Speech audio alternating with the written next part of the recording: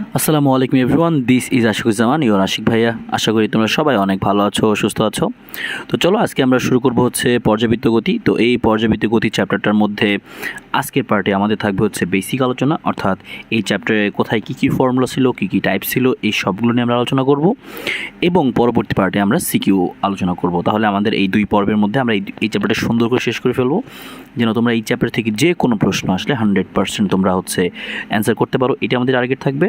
তো আজকের ক্লাসে কিন্তু আমরা একদম শুরু থেকে একদম সরল দোলন গতির সমীকরণ থেকে শুরু করে লাস্টের হচ্ছে সরল দোলক পর্যন্ত প্রত্যেকটি টপিক আমরা হচ্ছে কী কী ফর্মুলা ছিল রিভাইজ করে ফেলবো। অর্থাৎ আজকে হচ্ছে আমাদের হবে বেসিকের উপর হচ্ছে রিভিশন ওয়ান শট, এবং আগামী ক্লাসে আমরা করবো হচ্ছে সিকিউ এর উপরে ওয়ান শট। তাহলে কিন্তু চ্যাপ্টারটি সুন্দরভাবে কমন হয়ে যাবে। তো তোমরা সবাই অবশ্যই শুরুতে ভিডিওতে একটি লাইক দিয়ে দাও, এবং হচ্ছে চলো আমরা ক্লাসটা শুরু করি, এবং আশা করি তোমরা সবাই হচ্ছে ওয়ান শট ক্লাসগুলো ঠিকঠাকভাবে করতেছো। তো বেসিক ক্লাসটা ঠিকমতো করে নাও, এর পরবর্তীতে আমরা পরের দিনই কিন্তু নিয়ে আসতেছি হচ্ছে সিকিউ ক্লাস। ঠিক আছে, তো ঠিক আছে, চলো আমরা হচ্ছে এখনই শুরু করে দিচ্ছি হচ্ছে আমাদের এই পর্যায়বৃত্ত গতি চ্যাপ্টারটি। সেই ব্যাপারটা তো দেখো, লক্ষ্য করো আমাদের পরের চ্যাপ্টার পর্যাবৃত্ত গতি। এই পর্যাবৃত্ত গতি চ্যাপ্টারটার মধ্যে খেয়াল করো যে শুরুতে যে ব্যাপারটা তুমি পাবা সেটা হচ্ছে পর্যাবৃত্ত গতির মধ্যে তুমি পাবা হচ্ছে আমাদের হচ্ছে বল, যে তুমি পর্যাবৃত্ত গতির ক্ষেত্রে সরল সন্দিত গতি বা সহজ স্পন্দন যে গতি ছিল সেই সহজ সন্দিত গতির সমীকরণ পাবা। সমীকরণটা ছিল সমান সমান কী ছিল, এফ সমান সমান কে এক্স। এটা ছিল আমাদের সরল সন্দিত গতির সমীকরণ। একদম টাইপ 1 পড়তেছি, মনে করো আমরা টাইপ করে পড়ে আসো। একদম শুরুতে ছিল আমাদের সরল সন্দিত গতি। সেই সরল সন্দিত গতির সূত্র কী ছিল, এফ সমান সমান কে এক্স, সরল সন্দিত গতির সমীকরণ। এবার এই সমীকরণটাকে আমরা আরও কীভাবে লিখতাম, ডিফারেন্সিয়াল ইকুয়েশন দিয়ে লিখতাম। কীভাবে আমরা এরকম লিখতাম, সবারই মনে পড়বে আশা করি, যে d square x divided by d t square, এবং সাথে আমাদের কি থাকবে আরও ছিল হচ্ছে এরকম omega square x equal to 0। এই যে দুইটা সমীকরণ আমরা লিখলাম, এই দুটো সমীকরণকে আমরা কি বলি, যে সরল সন্দিত গতির সমীকরণ। এফ সমান কে এক্স, এফ মানে বল, কে মানে বল ধ্রুবক, এক্স মানে সরণ, আর এইটা আমাদের ডিফারেন্সিয়াল ইকুয়েশন, যেখানে এক্স মানে সরণ আর ওমেগা মানে কি কৌণিক কম্পাঙ্ক। একটা কথা ভালো করে শুনে রাখো, সাইড নোট দিয়ে লিখে রাখো, আমরা কয়েকটা কথা বলি। কে, প্রথম কথা কে মানে বলছিলাম বল ধ্রুবক। এই কে এর মানটা অনেক সময় লেখা থাকে না, তখন আমাদের বের করতে হয়। কে সমান সমান এম ওমেগা স্কোয়ার, বিভিন্ন জায়গায় কাজে লাগবে। কে সমান এম ওমেগা স্কোয়ার। এবার এই যে আমাদের ওমেগা, এই ওমেগা মানে কৌণিক কম্পাঙ্ক, ওমেগা মানে কৌণিক কম্পাঙ্ক। দুইটা জিনিস বলা যাবে, এটাকে ভালো করে শুনে রাখো, কিন্তু অনেকেরই কনফিউশন তৈরি হতে পারে। কৌণিক কম্পাঙ্ক, তোমরা কিন্তু শুধু কম্পাঙ্কের দিকে ফোকাস করবা না, জিনিসটা কিন্তু কৌণিক কম্পাঙ্ক। কৌণিক কম্পাঙ্ক মানেই ওমেগা, কিন্তু শুধু কম্পাঙ্ক মানে এফ, বা এই ওমেগা কিন্তু আমরা কৌণিক বেগও বলি, কৌণিক বেগও কিন্তু বলি আমরা। ভালো, এবার এই ওমেগা বের করা যায় কীভাবে, ওমেগার মান বের করে আমরা এইভাবে, যে 2π/t, তারপরে আমরা ওমেগা মান বের করে হচ্ছে আমরা 2πf বা 2πn/t। তো আমাদের এই যে ছোট্ট দুইটা জিনিস লিখলাম, যে ওমেগা আর হচ্ছে কে এর মান, এই যে ওমেগার মান আর কে এর মান, এই দুটো তোমরা বিশেষ করে মনে রাখবে, এটা তোমাদের কাজে লাগবে, আমাদের একদম বেসিক কথাবার্তা। আমার আরেকটা কথা বলছি, কৌণিক কম্পাঙ্ক বা কৌণিক বেগ বলে ওমেগাকে। একক কি, রেডিয়ান পার সেকেন্ড, সেটা তোমরা জানো। একক কি, ওমেগার একক কি, যে রেডিয়ান পার সেকেন্ড, এটা আমরা জানি। তাহলে আমাদের প্রথম টাইপের মধ্যে ছিল হচ্ছে আমাদের এই জিনিসটা, যে পর্যাবৃত্ত গতির সরল স্পন্দন গতির সমীকরণ। এবার আমরা এখানে আরেকটু জিনিস একটু বেসিক পড়ি, তারপর আমরা প্রশ্নের মধ্যে যাব। প্রথম টাইপের মধ্যে সেটা হচ্ছে এই যে সরল সন্দিত গতির আমাদের কি বলে এটাকে, যে এক্স বা হচ্ছে সরণ, এই সরণের সমীকরণগুলো আমরা একটু দেখে নিয়ে আসো, তারপরে আমরা উদাহরণের মধ্যে যাই। আশা করি এটুকু বুঝতে পারছো, একটা স্ক্রিনশট নিয়ে রাখো, তারপরে তোমরা হচ্ছে এখান থেকে লিখে নিও বা দ্রুত লিখে ফেলতে পারো। তো এবার আমরা দেখি হচ্ছে সরল সন্দিত গতির হচ্ছে আমাদের সরণ। তো সরণের সমীকরণ, তো আমরা একটু বসাই সরণের সমীকরণটা। চলো, তা তোমাদেরও হয়তো মনে আছে, তোমরা কমেন্টে লিখতে পারো যে আমাদের সরল সন্দিত গতির হচ্ছে আমাদের সমীকরণটা কত। তো সরল সন্দিত গতির আমাদের সরণের সমীকরণ হচ্ছে এরকম, আমরা লিখতাম যে সরল সন্দিত গতির ক্ষেত্রে সরণ এক্স ইকুয়াল টু, আমাদের সূত্র ছিল এরকম, x equal to a sine omega t plus delta. এটা হচ্ছে আমাদের সরণের সমীকরণ, x equal to a sine omega t plus delta, যেখানে আমাদের এই এ মানে বলতাম আমরা বিস্তার, sign তট function, omega t plus delta একটা নাম ছিল। ভালো করে দেখো, লক্ষ্য করো, এ মানে তো বিস্তার, আর এই যে ওমেগা টি প্লাস ডেল্টা, এই পুরাটার নাম হচ্ছে দশা কোণ। ওমেগা টি প্লাস ডেল্টার নাম হচ্ছে দশা কোণ, কিন্তু শুধু ডেল্টা মানে হচ্ছে আদি দশা, শুধু ডেল্টা মানে হচ্ছে আদি দশা। মনে রাখবো আমরা, এই ওমেগা টি প্লাস ডেল্টা মানে দশা বোঝাচ্ছে বা দশা কোণ, শুধু দশা বলা যেতে পারে। আর ডেল মানে হচ্ছে, এখানকার ডেল মানে হচ্ছে আদি দশা। তাহলে সরল সন্ধিত গতির আমাদের সরণের সমীকরণ হচ্ছে এক্স ইকুয়াল টু এই যেটা এক্স ইকুয়াল টু আমাদের সূত্র কি যে a sine omega t plus delta x equal to a sine omega t plus delta এটা সরণ সরল সন্ধিত গতির সরণ। এবার সরণের পরে আমাদের আরও আছে কি যে বেগ আছে আমাদের, তারপরে আমরা বেগেরটাও লিখি ত্বরণটাও লিখি, তারপরে হচ্ছে আমরা বাকি টুকুর মধ্যে যাবো। তো একটু বুঝতে পারছো আশা করি, মুছে দিলাম। তাহলে সরণের পরে আমাদের আছে হচ্ছে সরল সন্ধিত গতি হচ্ছে বেগ, আর বেগের সূত্র হইতে আমাদের এরকম বেগ ভি সমান সমান এরকম ছিল যে এ omega cause omega t plus delta. বেগের সূত্র ছিল হচ্ছে ভি সমান সমান এ omega cause omega t plus delta. বেগের সূত্র ছিল এটা, বেগ সমান এ omega cause omega t plus delta.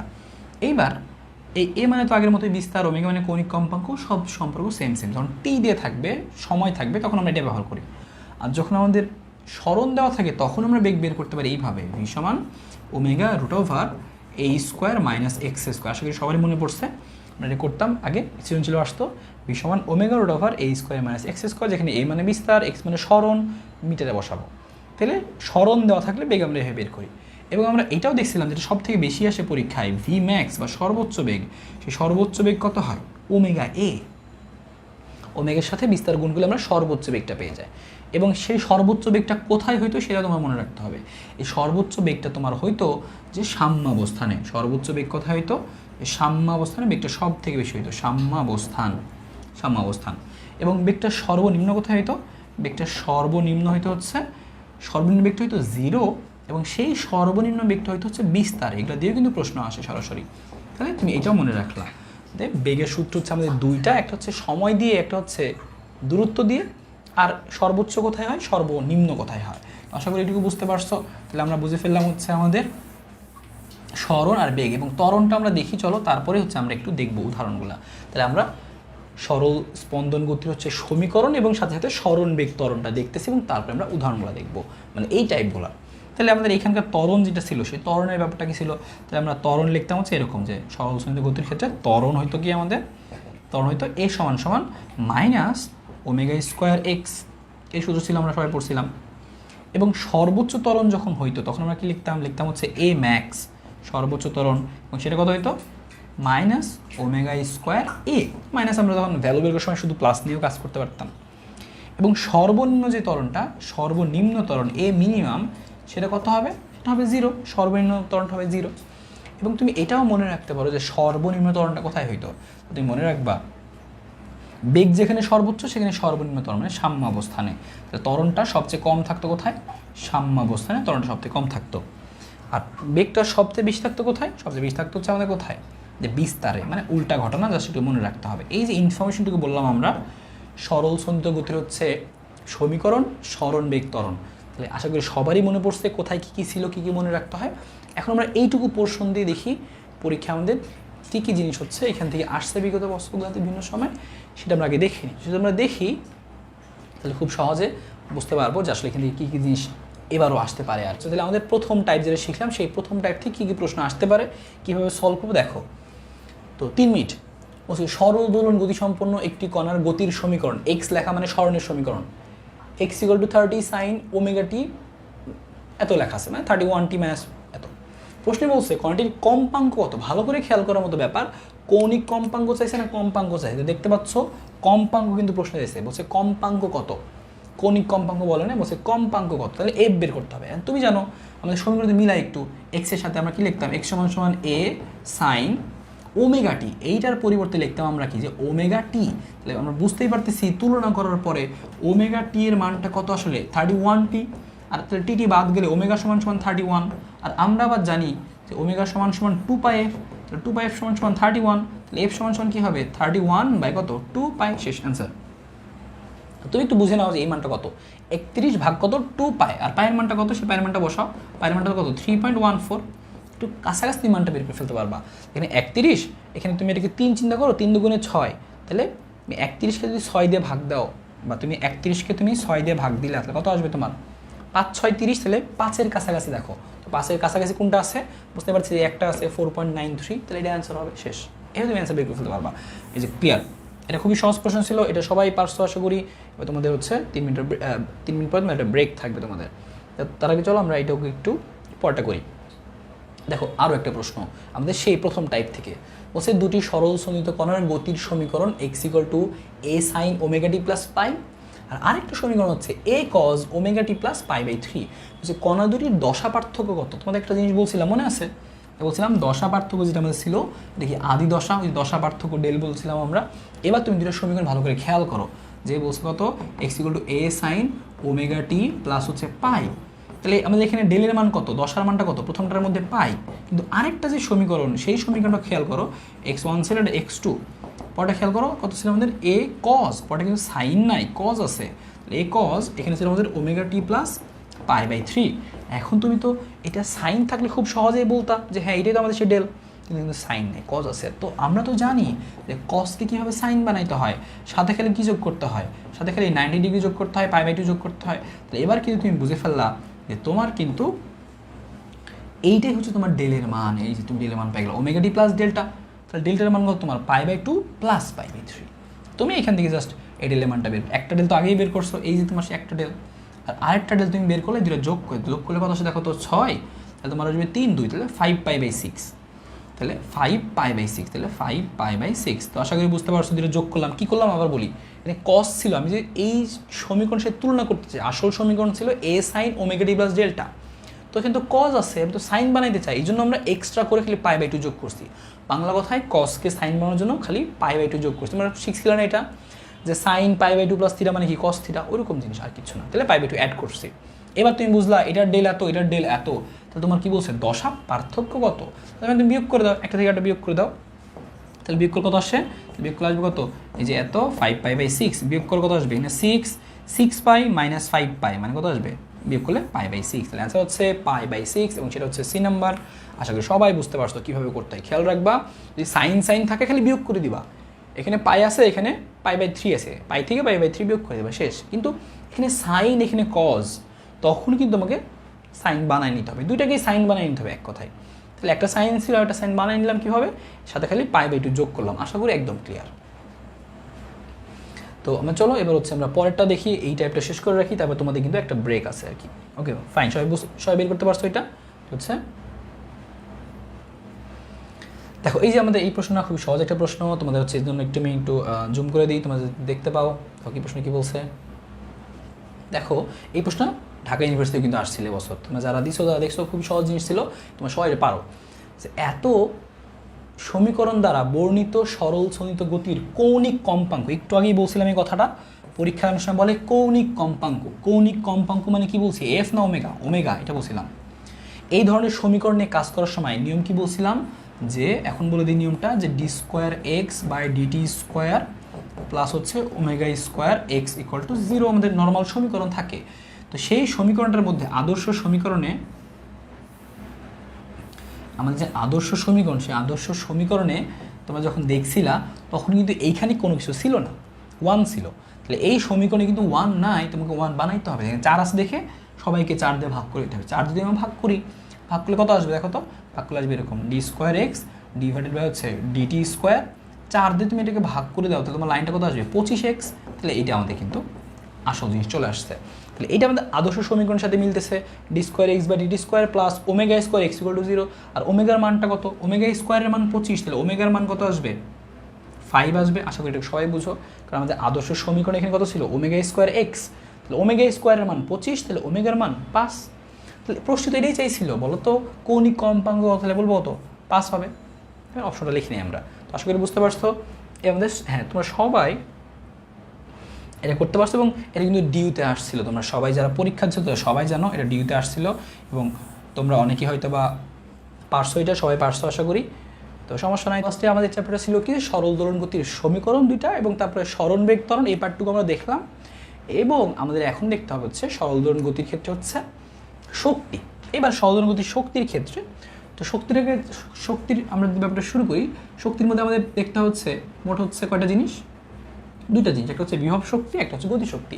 এবার কোনো একটা সরল দোলন গতি যদি আমি নেই, বা একটা সরল দোলক যদি আমি নেই, সাপোজ একটা সরল দোলক, এই সরল দোলকটা আমরা একটু টেনে ছেড়ে দিই, তাহলে কী হবে, এই যে সরল দোলকটা একটু দুলতে থাকবে। তো এই সরল দোলকটা এরকম দুলতে থাকার বিভিন্ন সময় তার মধ্যে বিভিন্ন রকম বিভব শক্তি বা গতিশক্তি থাকবে, মোট শক্তি একই থাকবে কিন্তু বিভিন্ন সময় বিভিন্ন রকম বিভব শক্তি থাকবে। তো আমরা এখন বের করতে চাই যে কোন সময় তার মধ্যে বিভব শক্তি কত, সে যখন এই অবস্থানে ছিল তার মধ্যে বিভব শক্তি কত, এই অবস্থানে তার বিভব শক্তি কত, এই অবস্থানে তার বিভব শক্তি কত, বিভিন্ন সময়ে তার বিভব শক্তি কত। আমরা বের করবো কীভাবে, লিখলাম আমরা সূত্র ইপি সমান সমান, এবার বিভব শক্তি সূত্র হচ্ছে কয়েকটা, দেখো এক নম্বর হচ্ছে হাফ কে এক্স স্কোয়ার, এটা হচ্ছে বিভব শক্তির সূত্র, ইপি সমান হাফ কে এক্স স্কোয়ার। যেখানে কে মানে আমাদের কি ছিল, কে মানে হচ্ছে সেই বল ধ্রুবক, আগেই বলছিলাম এখানকার কে সমান কি লেখা যায়, এখানকার কে সমান তোমার লিখতে পারো তুমি এম ওমেগা স্কোয়ার, শুরুতেই বলছিলাম একটা কথা এম ওমেগা স্কোয়ার। তো এই জন্য কিন্তু এই সূত্রটা এরকম লেখা থাকে half m omega square x square, একই তো কথা হইলো। তো কে সমান এম ওমেগা স্কোয়ার লেখা যায়, ভালো। এইবার আমাদের এই ইপি সমান আরও লেখা যায়, ইপি সমান আরও লেখা যায় হচ্ছে সাইন দিয়ে। তো সেক্ষেত্রে আমরা কি লিখতাম, এভাবে লিখতাম যে হাফ কে এই স্কোয়ার, সাথে থাকতো আমাদের আরও sine square omega t plus delta. তাহলে এই হচ্ছে আমাদের আরও একটা সূত্র বিভব শক্তি। তাহলে ইপি সমান সমান আমাদের হাফ কে এক্স স্কোয়ার, ইপি সমান সমান আমাদের half K A square sine square omega t plus delta. তো এই যে আমাদের হচ্ছে এই দুইটা ব্যাপার আমরা দেখতে পাইলাম যে ইপির দুইটা সূত্র, একটা হচ্ছে আমাদের স্মরণ দিয়ে, একটা হচ্ছে আমাদের সময় দিয়ে, এই ব্যাপারটা আমাদের খেয়াল রাখতে হবে। এবং এখানে আমাদের আরও জানার ব্যাপার যেটা আছে সেটা হলো যে হচ্ছে আমরা এইগুলোর পরে আরও যেটা জানবো সেটা হচ্ছে যে আগে বলছিলাম কে সমান এম স্কোয়ার তো লেখা যায়, সেটা ঠিক আছে। আমাদের আরও একটা জিনিস আছে হচ্ছে আমাদের গড় বিভব শক্তি, গড় বিভব শক্তি। তার আগে আরেকটা জিনিস আমরা বলি যে সর্বোচ্চ বিভব শক্তিটা আমরা বলি, সর্বনিম্নটা বলি, তারপরে গড়টা বলবো। তো আমরা আরও একটা জিনিস জানতে চাই সর্বোচ্চ বিভব শক্তি ইপি ম্যাক্স। তো সর্বোচ্চ বিভব শক্তি ইপি ম্যাক্সটা হবে কি, হবে এরকম যে হাফ কে এই স্কোয়ার। কারণ যদি আমাদের এক্সের মানটা বিস্তার হয়, অর্থাৎ স্মরণের মানটা বিস্তার হবে, যদি সর্বোচ্চ অবস্থানে যায় তার মধ্যে সর্বোচ্চ শক্তি থাকবে। অথবা তুমি এখান থেকে বের করতে পারো সাইনের ভ্যালু যদি সর্বোচ্চ হয় তাহলে সর্বোচ্চ মান তো 1, তাহলে 1 যদি হয় থাকতেছে কি হাফ কে এই স্কোয়ার। তো সেভাবে আমরা বের করতে পারি যে সর্বোচ্চ বিভব শক্তিটা সম্ভব হাফ কে এই স্কোয়ার। সেটা কোথায় হয়, সর্বোচ্চ বিভব শক্তিটা হয় এই যে এই বিস্তারে, যখন বস্তুটা দুলদুলতে এই বিস্তারে থাকে বা এদিকের বিস্তারে থাকে, তখন যখন বিস্তারে থাকে সর্বোচ্চ অবস্থানে যখন থাকে তখনই কিন্তু তার বিভব শক্তিটা সর্বোচ্চ হয়। তার মানে সর্বোচ্চটা হয় কোথায়, বিস্তারে হয় আর কি। বুঝতে পারলাম, আমাদের বিস্তার হচ্ছে সর্বোচ্চ হয়। তাহলে আমরা এই কথাটা মনে রাখবো যে বিস্তারের সর্বোচ্চ হবে। এবার এছাড়াও আমরা আরও মনে রাখতে পারি কি যে সর্বনিম্ন বিভব শক্তির সর্বনিম্ন কত হবে, এটা সর্বনিম্ন মানটা হচ্ছে 0।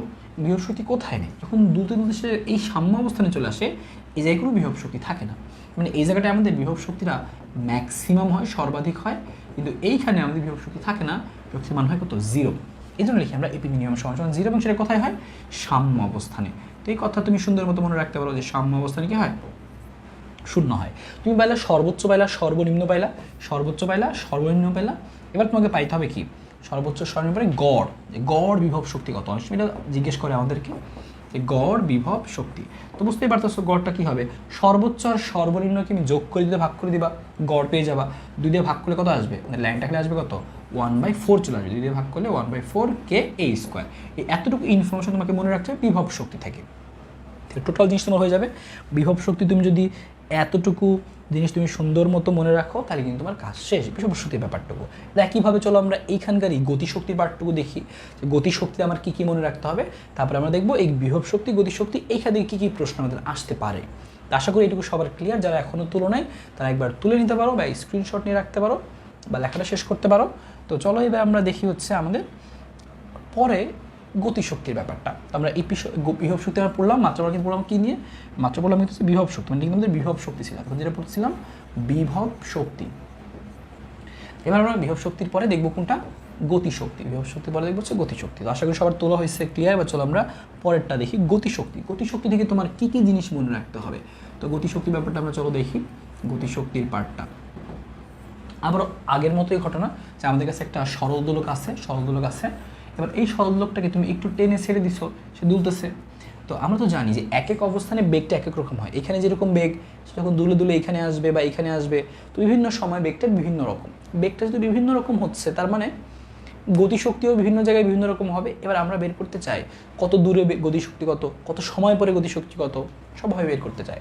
তো যদি আমি দূরত্ব দিয়ে বের করতে চাই সেটা আমরা আগে বের করি। আসলে যদি দূরত্ব জানা থাকে তাহলে গতিশক্তির দূরত্ব দিয়ে, সেক্ষেত্রে আমরা সূত্র কী জানতাম, হাফ কে, আমাদের কী হইতো, আমাদের এরকম হইতো half K A square minus x square, half K A square minus x square এরকম হইতো।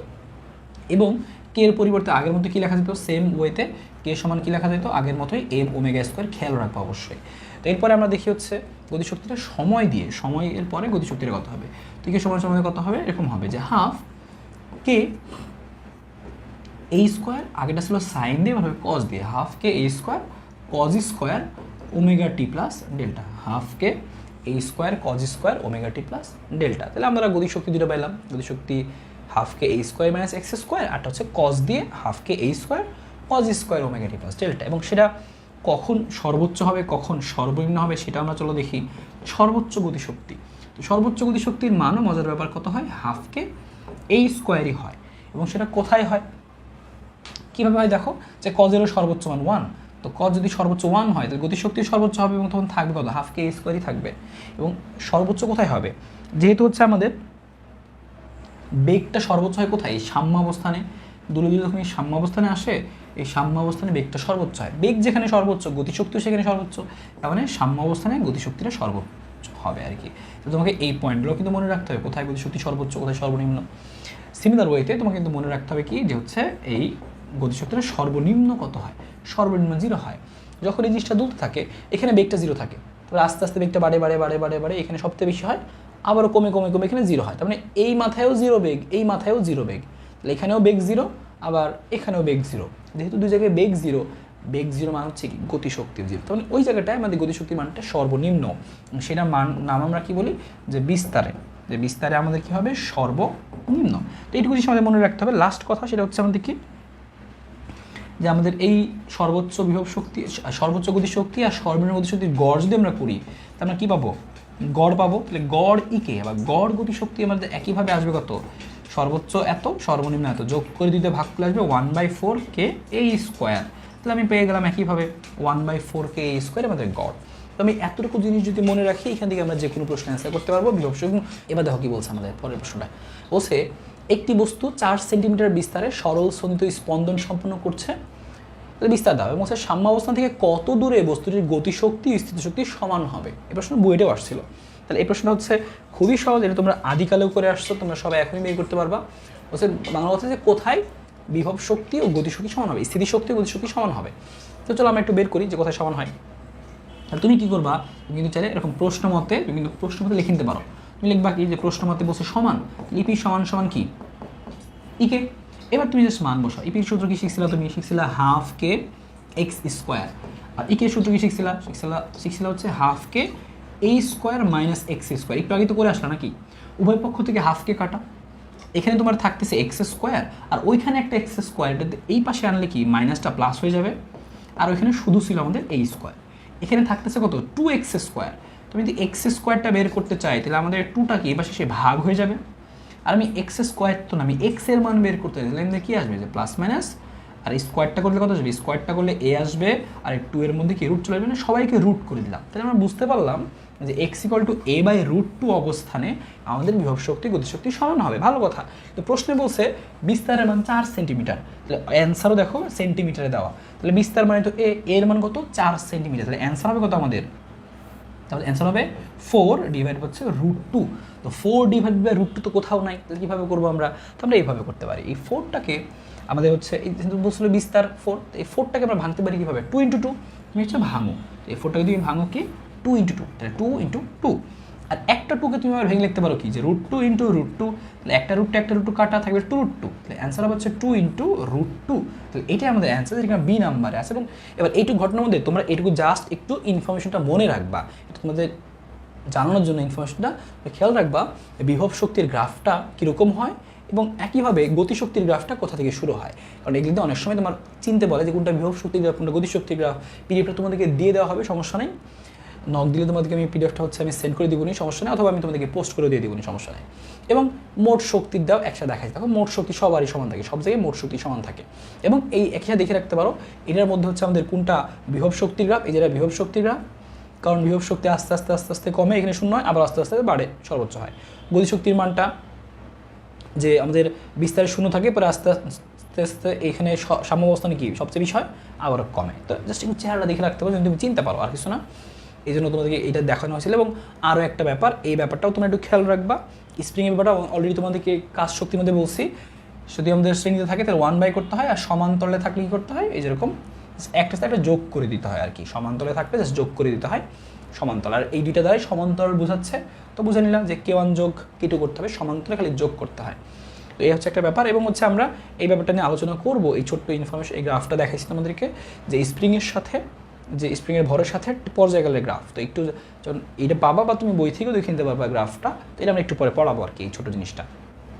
এবার চলো তাহলে আমরা এবার আসলে সেই জিনিসটা আমরা পড়ি একটু, সেই জিনিসটা আমাদের এখানে আরও কী কী আছে, আমাদের গেল কী কী এই চ্যাপ্টারের মধ্যে আমরা একদম শেষে চলে আসছি। আমরা একটা দুটো টাইপ আছে, আর শুরুতে পড়ছে হচ্ছে সরল দোলন গতির সমীকরণ, তারপর হচ্ছে সরল দোলন গতির স্মরণ, বেগ, ত্বরণ, এরপরে গেলো আমাদের শক্তি, বিভব শক্তি, গতিশক্তি, বেসিকটা বলে দিলাম তোমাদেরকে সুন্দর করে, এবং দু একটা অঙ্ক তুমি আরও বেশি নিজে বাসায় প্র্যাকটিস করলে আরও বেশি ক্লিয়ার হয়ে যাবে। এবং আমাদের এখানে আরও একটা বাকি আছে সরল দোলক। আমাদের সরল দোলকটা পড়ি আমরা হচ্ছে যদি সরল দোলকটা পড়ি আমরা সরল দোলকটা, তাহলে কিন্তু আমরা সরল দোলকের দুইটা জিনিস আমাদের আছে, একটা সরল দোলক আছে হচ্ছে আমাদের সরল দোলকের সূত্র বা সরল দোলকের হচ্ছে ব্যবহার আছে, এবং আছে একটা স্প্রিং, তাই আমাদের কিন্তু কাজ শেষ। তো আমরা স্প্রিংয়ের টাইপটা পড়ি, স্প্রিং টাইপটা খুবই ছোটো, দুটো টাইপ আমাদের আসতে কিন্তু শেষ হয়ে যাবে। তো চলো আমরা স্প্রিংয়ের টাইপটা পড়ি। এবার স্প্রিংয়ের ক্ষেত্রে আমাদের ঘটনাটা কীরকম, যে স্প্রিংও কিন্তু একটা সরল স্পন্দিত গতির উদাহরণ। কীরকমভাবে আমরা যে একটা কাজ করি, সাপোজ এই হচ্ছে আমাদের কাছে একটা স্প্রিং আছে, আমরা একটা স্প্রিং নিলাম, এই স্প্রিংটা নিয়ে আমরা একটা ভর ঝুলে যাবে এখানে। তো একটা স্প্রিং আছে, যে স্প্রিং ধ্রুবক হচ্ছে কে, স্প্রিংয়ের মধ্যে একটা ভর ঝুলাইছি, যে স্প্রিংটাকে হালকা একটু টেনে ছেড়ে দিই, তো স্প্রিংটা এরকম দুলতে থাকবে। তো স্প্রিংয়ে যতটুকু ভর ঝুলেলাম তার নাম দিলাম হচ্ছে আমরা এম। তাহলে দেখো আমি এটাকে একটু টেনে যদি ছেড়ে দিই, তাহলে কি সে এইখান থেকে শুরু করলো, এই যে উপরে যাবে আবার আসবে, যাবে আসবে, এই যে এইখান থেকে শুরু করে একবার গেল এবং একবার আসলো, এই যে সময়টা আমরা পর্যায়কাল বলি। তো এই যে পর্যায়কালটা, সেই পর্যায়কালটা কত হয় আমরা জানি, স্প্রিংয়ের ক্ষেত্রে পর্যায়কালটা কি, স্প্রিংয়ের পর্যায়কাল টি সমান আমরা কি লিখতাম, তোমরা বলো কমেন্টে লেখো যে 2π/m/k। এটা আমরা শিখছিলাম যে 2π/m/k, যেখানে m মানে হচ্ছে আমাদের সেই ভরটা, সে যে জিনিসটা আমরা চলাইছি স্প্রিংয়ের সাথে বস্তুর ভরটা, কে হচ্ছে স্প্রিং ধ্রুবক। এবং সেটা আমাদের এরকম বলা থাকতো যে স্প্রিংকে আমি প্রসারিত করছি কতটুকু, বলা থাকতো যে ই পরিমাণ প্রসারিত করছি, আমি স্প্রিংকে টেনে ই পরিমাণ প্রসারিত করছি, এখন ছেড়ে দিচ্ছি। তো এখন যে দুলবে, তো প্রসারণের মান দেওয়া থাকলে তখন আমরা কীভাবে বের করতাম, তখন বের করতাম আমরা এইটা টি সমান 2π/e/g, তো এটাও তুমি মনে রাখতে পারো। এবং তুমি এখানে আরও একটা ইনফরমেশন মনে রাখবা স্প্রিং থেকে, সেটা হচ্ছে স্প্রিংয়ের ক্ষেত্রে এরকম লেখা যায়, স্প্রিং ক্ষেত্রে mg সমান হচ্ছে k/e, এই দুইটা সমান লেখা যায় আর কি। mg মানে m মানে যে স্প্রিংটার ভর, আর জি মানে তো জানো বিকর্ষ ত্বরণ, কে মানে স্প্রিং ধ্রুবক, আর ই মানে কতটুকু প্রসারণ বা সংকোচন করলাম, কে মানে কতটুকু প্রসারণ করলাম আমি, এই যে ই আমরা এক্স দিয়ে লিখতাম আগে, তো এখানে ই দিয়ে রাখা হয়েছে, আর কিছু না, তেমন কিছু না, জাস্ট এটুকু। তাহলে তুমি স্প্রিং থেকে এই তিনটা কথা মনে রাখবা। তো দেখতে পেলা স্প্রিংয়ের সাথে এই ঘটনাটা কীরকমভাবে ঘটলো, এবং ওই যে উপরে যে গ্রাফটা দেওয়া ছিল, এবার তোমাদের আমি একটু গ্রাফটা একটু দেখাই, তুমি বুঝতে পারবা। এবার লক্ষ্য করো এই স্প্রিংটার ক্ষেত্রে আমরা বলছিলাম যে আমরা শুধু কী বলছিলাম, টি সমান 2π/m/k, টি এর সাথে টি স্কোয়ারের সাথে এমটা সমানুপাতিক, এই জন্য দেখো সমানুপাতিক এখানে বাড়ছে। আর এইখানেও সেম ওয়েতে আমরা এখানে একটা জিনিস খালি এক্সট্রা হিসাব নিয়ে আনছি। আমরা যখন এই স্প্রিং নিয়ে কাজ করতেছিলাম, আমি কিন্তু স্প্রিংয়ের এই ভরের কথা বলছিলাম, স্প্রিংয়ের যে নিজস্ব একটা ভর আছে ওইটা আমরা নেগলেক্ট করছি, চিন্তা করিনি, তো তার জন্য এটা ছিল। কিন্তু যদি আমরা স্প্রিংয়ের ভরটাও চিন্তায় আনি, স্প্রিংয়ের ভরটা হচ্ছে যে m0, তখন কিন্তু গ্রাফটা এখান থেকে শুরু হয় না, তখন গ্রাফটা একটু এরকম হয়ে যায়।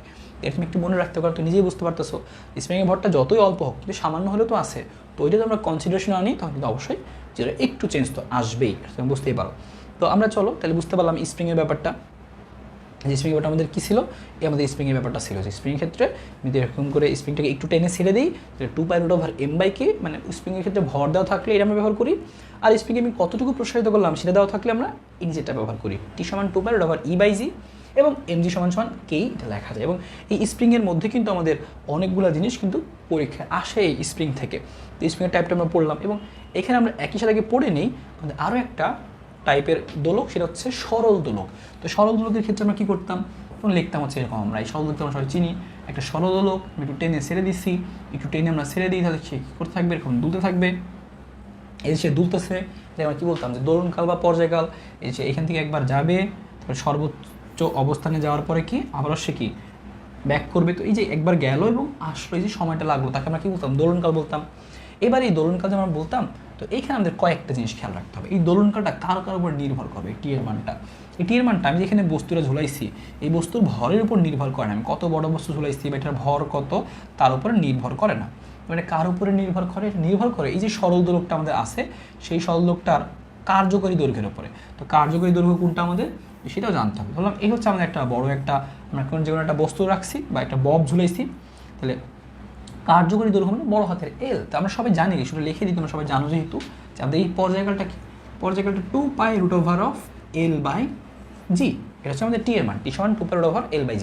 এবার আমাদের এল এর মানটা, এল কত আমাদের, এল হচ্ছে এই যে কার্যকরী দৈর্ঘ্য হচ্ছে এই ঝুলন বিন্দু থেকে শুরু করে এই যে ববের ভর কেন্দ্র পর্যন্ত দূরত্ব, তার মধ্যে এইটুকুকে বলি আমরা সুতার দৈর্ঘ্য ছোট হাতের এল, আর এটুকু আমাদের কি ব্যাসার্ধ। তাহলে আমরা এরকম করে লিখি যে এই এল যদি দেওয়া না থাকে তখন আমরা এরকম করে লিখতে পারি এল যোগ আর, সুতার দৈর্ঘ্য যোগ হচ্ছে ব্যাসার্ধ, এভাবে লিখতে পারতাম আমরা। তাহলে এল সমান সমান কী হবে, এল যোগ আর, এরকম জিনিস ছিল আমাদের। এবং আমরা সূত্র জানতাম যে টি সমান 2π/L/g, এল মানে কার্যকরী দৈর্ঘ্য, জি মানে অভিকর্ষ ত্বরণ, আর টি তো হচ্ছে আমাদের সেই দোলনকালটা। এবং এই দোলনকালটা এই ভরের উপর নির্ভর করে না, এটা হচ্ছে কী বলে উপাদানের উপর নির্ভর করে না, এরকম জিনিসপাতি আমরা দেখছিলাম আর কি। তার মানে টি এর কিন্তু এই একটা সূত্র আমাদের ছিল এখান থেকে।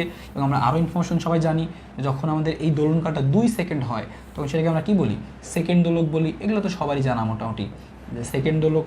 আর এই সেকেন্ড দোলকের হচ্ছে যে পর্যায়কাল, সেটাকে আমরা কথা বলি 2 সেকেন্ড। এবং সেকেন্ড দোলকের যে কার্যকরী দৈর্ঘ্য, সেই মানটা আমরা যেটা মনে রাখতে পারি 0.9929, 0.9929 আমরা কী বলতাম মিটার। এরকম ইনফরমেশন আমরা শিখছিলাম এই সেকেন্ড দোলক থেকে। এবার তোমরা একটু জাস্ট জেনে রাখতে পারো এখান থেকে যে এটির ব্যবহারটা কোথায় কোথায় হয়। আমরা এটি ব্যবহার করতাম হচ্ছে কোন কোন কাজে, দুইটা কেস আছে আমাদের, একটা হচ্ছে পাহাড়ের উচ্চতা, আরটা আমাদের কী ছিল হচ্ছে সঠিক সময় নির্ণয়। আমরা পাহাড়ের উচ্চতা বের করি, তো এইটি ব্যবহার করে পাহাড়ের উচ্চতাও নির্ণয় করা যায়। তো তখন আমরা লিখতাম এভাবে যে পাহাড়ের উচ্চতা h সমান T'/T -1 × r।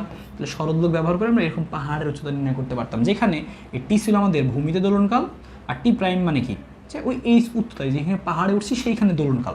যদি আমি একটা দোলক নিয়ে আমি নিচের দোলনকাল আর ওই পাহাড়ের উপরে দোলনকাল জানি, তাহলে আমি ওই পাহাড়ের উচ্চতা বের করে ফেলতে পারবো।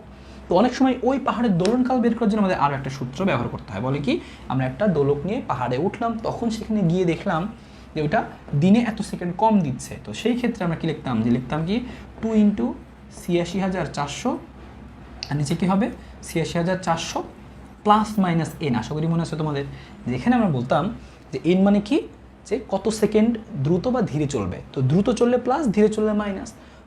এবং এইটা কিন্তু দিনে, একদিনে কত সেকেন্ড ধীরে বা দ্রুত চলবে, মানে এনের মানটা কিন্তু একদিনে, এখানে মানে একদিনে যত সেকেন্ড, একদিনে যত সেকেন্ড দ্রুত বা ধীরে চলে, একদিনে যত সেকেন্ড দ্রুত বা ধীরে চলে। তো আমাদের মনে রাখতে হবে এটা, দ্রুত বললে প্লাস, ধীরে বললে হচ্ছে মাইনাস। তো এইটা আমরা মনে রাখতাম, এটা আমাদের অবজেক্টিভে কম দেবে, কারণ একটু হিসাব নিকাশ বড় বুঝতে পারছো, কিন্তু আমরা শিখে রাখলাম জিনিসটা, কারণ যে কোনো সময় যে কোনটা চলে আসতে পারে তুমি বলতে পারো। ওকে, তো এইটুকু জিনিসটা আমরা খুবই সহজ জিনিস, আমরা সবাই বুঝি মোটামুটি। এবার চলো আমরা এইটুকু পার্ট ব্যবহার করি, যে আমাদের কী ম্যাথগুলো আছে সেই ম্যাথগুলো দেখে ফেলে আসলে, তাহলে কিন্তু ঘটনা একদম ক্লিয়ার হয়ে যাবে আর কি। এবং তাহলে চলো আমরা পরের অঙ্কগুলো দেখি একটু। এবার দেখো, শুরুতে আমাদের একটা ম্যাথ আছে, কিন্তু কি আছে লিফটের, যে লিফটের মধ্যে একটা সহজ লোক নিয়ে যাচ্ছি, সবাই এই অ্যান্সার দ্রুত বের করার চেষ্টা করো।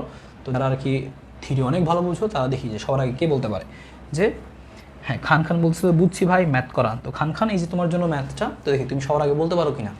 তো ম্যাথ করার জন্য অনেক বেশি এক্সাইটেড, তো আশা করি খান খান সবার আগে বলতে পারবে। তো প্রশ্ন কি বললাম, যে বলছে কোনো ব্যক্তি একটি স্থির লিফটের ভিতরে একটি সরল দোলকের পর্যায়কাল পান টি। স্থির লিফট মানে কি, লিফটটা আপাতত দাঁড়িয়ে আছে, তো সেখানে পর্যায়কাল ছিল টি। এবার লিফটটি g/3 ত্বরণে উপরে উঠতে থাকে, তাহলে পর্যায়কাল কত হবে। তো আশা করি খান খান আমাদের সবার আগে অ্যান্সারটা বলে ফেলবে। তো দেখি খান খান অ্যান্সার সবার আগে বলছে কিনা।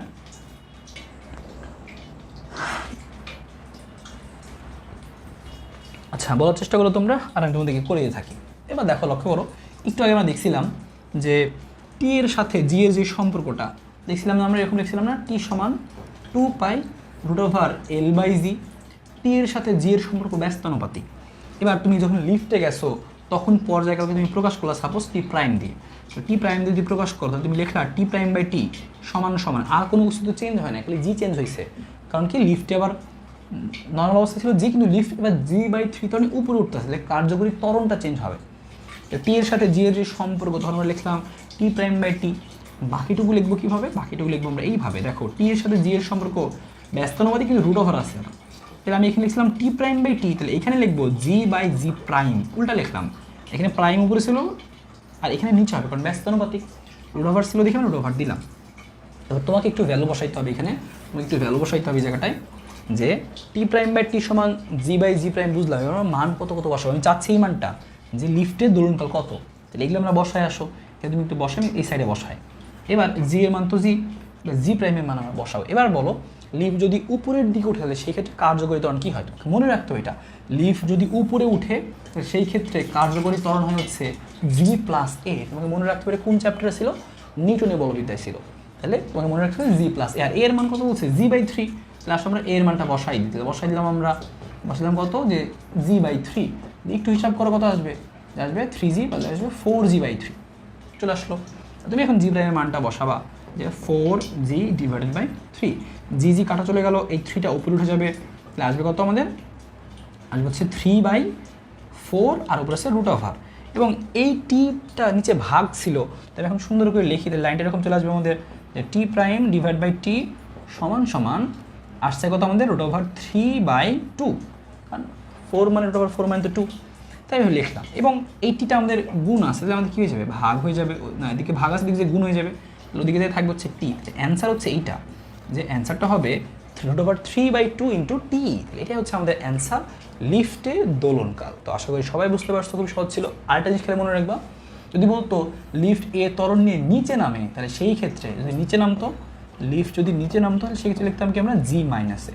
তাহলে কার্যকরী ত্বরণ তোমাকে বের করে নিতে হবে, লিফট ত্বরণ নিয়ে উপরে উঠলে হচ্ছে জি প্লাস এ, আর লিফট ত্বরণ নিয়ে নিচে নামলে জি মাইনাস এ। এটুকু জিনিসটা যদি মনে রাখো তাহলে খুব সহজে বের করে ফেলতে পারবো আর কি। হ্যাঁ, অনেকেই বলছে, খান বলছে হচ্ছে রুট 3/2 ইন্টু টি, এবং বাকি সবাই বলছে হচ্ছে সেম, সাইমুল ইসলাম, তারপরে নুসরাত, গুড।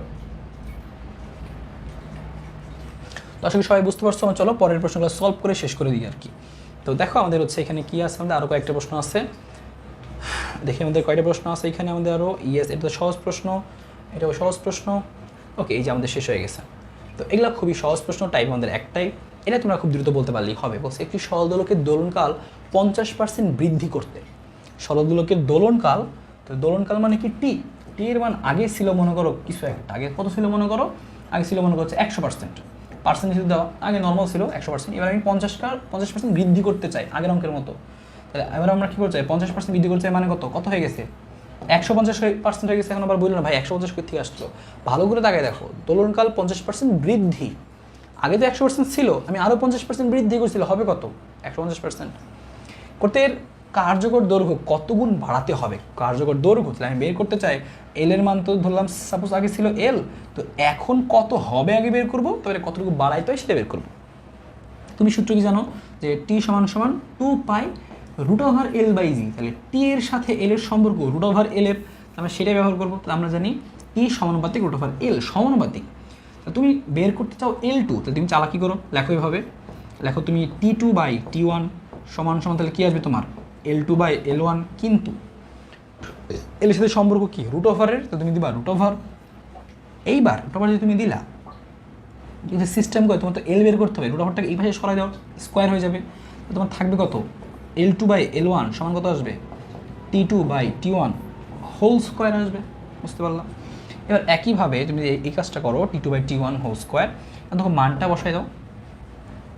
মান কীভাবে বসাবো, ওই তুমি লিখে রাখছো আগে থেকে, যে তোমার T2 কত 150%, তার মানে তুমি যদি এটাকে 1 চিন্তা করো, তাহলে চিন্তা করো 1.5, তুমি সহজভাবে করার জন্য তোমাকে দেখাই দিচ্ছি। আর T1 তো 100%, মানে 1 লেখা তুমি হিসাবে, বাকি তো কাটাকাটি চলে গেলো, সমস্যা নেই।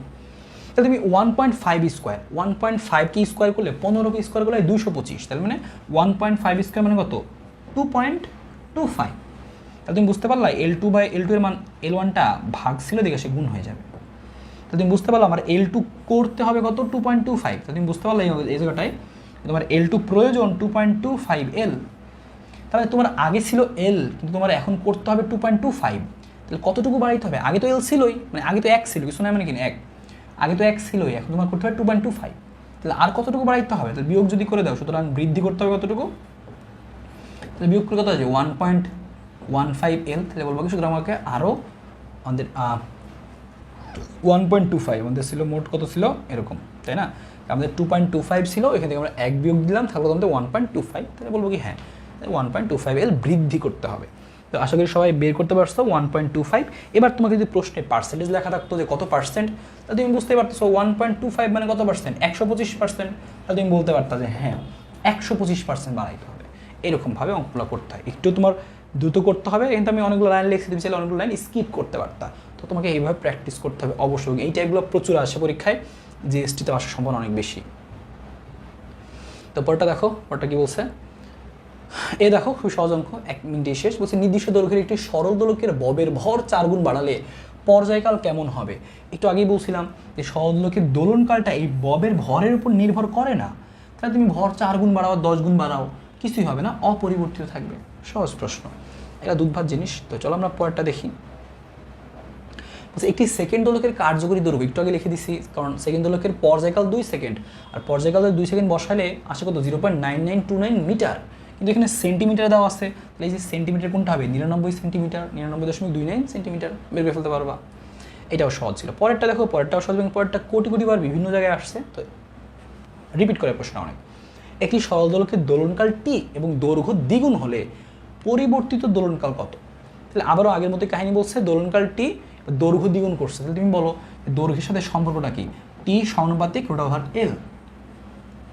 তোমাকে বলছি কি দৈর্ঘ্য দ্বিগুণ, আমি দৈর্ঘ্যটা দ্বিগুণ করছি, মানে এল এর মানে আমি কী করছি দ্বিগুণ করছি, এল এর মানটা আমি দ্বিগুণ করছি, তাহলে আগে ছিল এল, এখন কী করছি আমি আরও দ্বিগুণ করছি। তাহলে সম্পর্কটা কীরকম, √2 গুণের না। দেখো কোথার মধ্যে আমাদের √2 গুণ আছে, ডি নাম্বারের মধ্যে আসছে যে √T, তাহলে বলবো কি হ্যাঁ √2 গুণ হয়ে যাবে, কারণ আমাকে বলছে কি তাই সে দোলনকাল কত, আমি দোলনকাল বের করতে চাই, কিন্তু তারা বলছে এল এর মানটা দ্বিগুণ করছি আমরা, দৈর্ঘ্য দ্বিগুণ হলে দৈর্ঘ্যের জায়গায় 2 বসাইছি, আর দৈর্ঘ্য এল তো মধ্যে রুট ছিল, তাহলে আমাদের কত আসছে √2L, এরকম সহজ। তো আশা করি এটাও বুঝতে পারছো, এটা খুবই দুধবাদ ছিল। এবার দেখো এই অঙ্কটা, আরও একটা অঙ্ক আছে এখানে, দেখি তোমরা কত সহজে বলতে পারো, এবং তোমাদেরকে আমি 3টা প্রশ্ন দিয়ে দিচ্ছি, তোমরা এই 3টাই বের করে ফেলো। খুবই সহজ জিনিস, এগুলো একদমই সহজ, এটা একদমই সহজ, এবং তোমরা সবাই এটা বের করতে পারছো। তার আগে তোমরা বলো এতক্ষণ ক্লাসের মধ্যে তোমরা আসলে পুরো ব্যাপারটুকু আসলে সুন্দর মতো বুঝতে পারছো কিনা। আমাদের শুরুতে আমরা যেরকম একদম বেসিক থেকে আলোচনা করছিলাম, এই চ্যাপ্টারটা কিন্তু আমরা এভাবে করছি, ফার্স্টে তোমাকে বেসিকটা আলোচনা করেছি, তারপরে প্রশ্নগুলো দেখাইছি, তো তোমাদের করতে সুবিধা হয়েছে। তো আশা করি এবার তোমরা যেটা করবা, বাসায় যখন প্র্যাকটিস করবা সুন্দর মতো এই প্রশ্নগুলো নিয়ে তুমি সুন্দর মতো প্র্যাকটিস করবা বাসায়। দেখো কী বলছে, যে কি সরল দোলকের দৈর্ঘ্য এল, ভর এম, কম্পাঙ্ক এফ, এর কম্পাঙ্ক দ্বিগুণ করতে হলে দৈর্ঘ্য কত গুণ করতে হবে, এটা বলো। দেখো আমাদের ঘটনা কী ছিল, আমরা শিখছিলাম তো পর্যায়কাল দিয়ে, তাই না। পর্যায়কাল ছিল কি টি সমানুপাতিক √L। তারা বলছে যে আমি যদি কি করতে চাই, কম্পাঙ্ক দ্বিগুণ করতে চাই, কম্পাঙ্ক পরে তুমি আগে পর্যায়কাল দ্বিগুণ করো। তো পর্যায়কাল যদি তুমি দ্বিগুণ করতে চাও, তাহলে তোমার এল কয় গুণ করতে হবে, এল 4 গুণ করতে হবে। কিন্তু তোমার তো এখানে কি বলছে, কম্পাঙ্ক চাইছে। কম্পাঙ্ক মানে কি, তুমি শিখছিলে টি সমান কি 1/f, তাহলে এফ সমান 1/t, তাহলে 1 করে দিবা আর কি। তুমি বুঝতে পারলা, তুমি বলছে কম্পাঙ্ক দ্বিগুণ করতে, তাহলে তুমি এক কাজ করো, দৈর্ঘ্য, আচ্ছা কম্পাঙ্ক দ্বিগুণ করতে হবে, তুমি আগে তুমি এভাবে লিখে নিতে পারো, চাইলে উল্টা করে লিখে নিতে পারো, বা তুমি আগে এটা ধরেও বের করতে পারো, কোনো সমস্যা নেই। কম্পাঙ্ক দ্বিগুণ করতে তুমি এইভাবেও লিখেও ধরেও নিয়ে করতে পারো। তুমি লিখলা এরকমভাবে, যে টি এর পরিবর্তে লিখলা 1/f লিখলা একবারে, তারপর তুমি লিখলা কি 1/f সমান √L, এইভাবে ধরে তুমি করতে পারো, একই কথায় আসবে আর কি। তাহলে তোমার এই কম্পাঙ্ক দ্বিগুণ করতে হবে, তুমি এখানে 2 বসাই দাও। এই কম্পাঙ্ক দ্বিগুণ করতে হবে মানে কি, যে এখানে 2 বসাই দিলা, আর এল এর মান বের করতে হবে, তাহলে স্কোয়ার রুট আছে, স্কোয়ার করলে কত আসবে, স্কোয়ার করলে এই সেই আগের মতোই 1/4 আসবে। এবং তোমরা কিন্তু সব অনেকে বলছো যে ইয়েস 1/4 হবে, তো এটা সহজ ছিল, সবাই পারছো।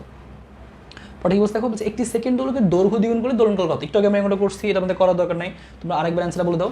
শুধু কি বলছে, সেকেন্ড দোলক মানে আমরা কি বলছিলাম, সেকেন্ড দোলক মানে আমরা বলছিলাম হচ্ছে যে যার দোলনকাল 2 সেকেন্ড। একটু আগে আমরা দেখছিলাম দৈর্ঘ্য দ্বিগুণ করতে হলে কী জানি হয়, যে আমাদের কী জানি আসছিল আমাদের, যে √2